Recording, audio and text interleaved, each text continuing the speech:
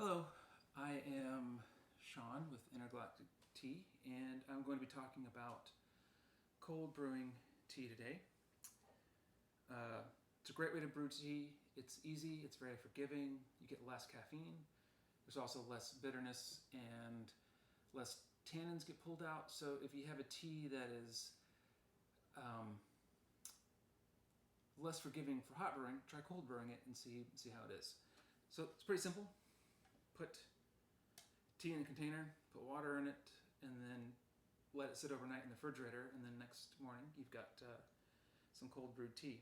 So this is a 2-liter container that all of you in the tea club received in your kind of double summer order. And what I've brewed in here is the Jinjun Mei, and I put about 15 grams in it. And that's what that looks like. So for cold brewing, you want to use a little more tea than hot brewing. For hot brewing Western style, you want to use 2 to 3 grams per cup of water and let it brew for 2 to 4 minutes. So we're going to use closer to 4 grams. And I did want to quickly go through how much tea is in a teaspoon, since not everyone is going to measure their tea. So let's see here. If you have a tightly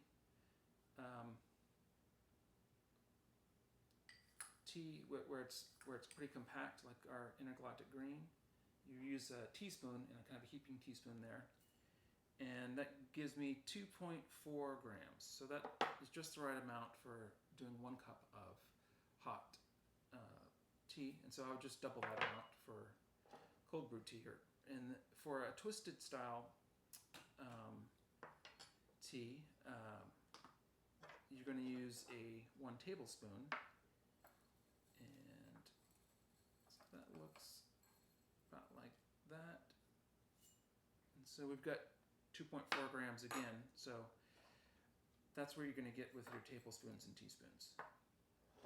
And lots of different kinds of tea make great cold brewed tea.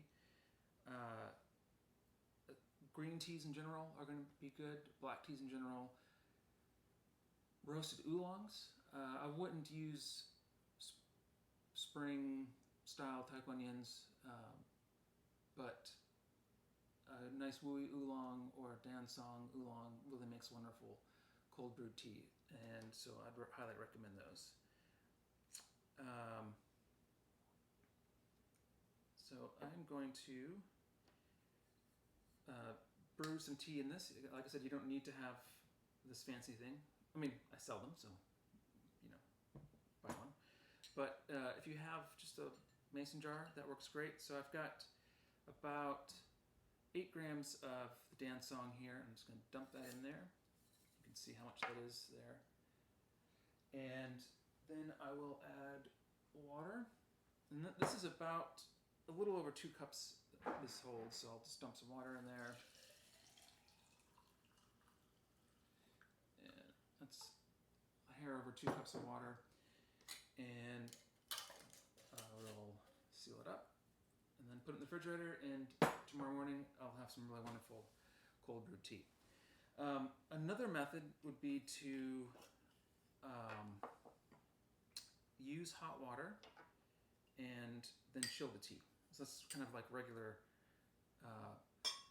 iced tea, but in this case you can have it right away. So I'm going to use 2 teaspoons, and this is the intergalactic green. Put it in there, and I'm going to brew this for, I don't know, not for 3 to 4 minutes. Okay, so here's a cup of water, and I'm going to cover this up. And one of the great things about this style of brewing system is that you can, or the beaker, is that you can taste it as you go. Right, so that's, I want it to be stronger, so I'm going to let it brew for another 20 or 30 seconds. So while that's still brewing, what I'm going to do is I've got ice in this thermos, and I'm gonna dump this in here and shake it up. You could use a like a a mixed drink shaker, like a martini shaker. I don't happen to own one, so I'm just gonna use this, and it's filled up with ice. So I'll let that sit there for a little bit, and then I'll dump it in.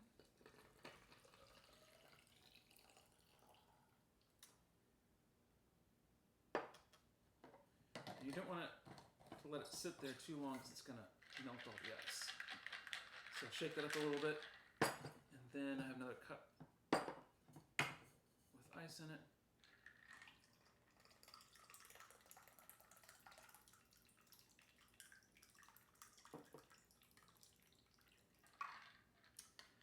And this also makes a really excellent cold tea.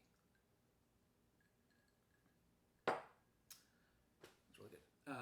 So on my website, the Intergalactic Green is a really marvelous cold tea. It has lots of roasted flavors and lots of depth. But I highly recommend that one.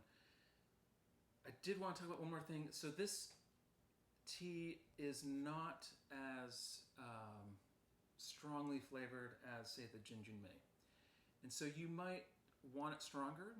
And another way to do that would be to put your tea in and then brew it for, say, a minute or two, right? And then have this filled up with cold water.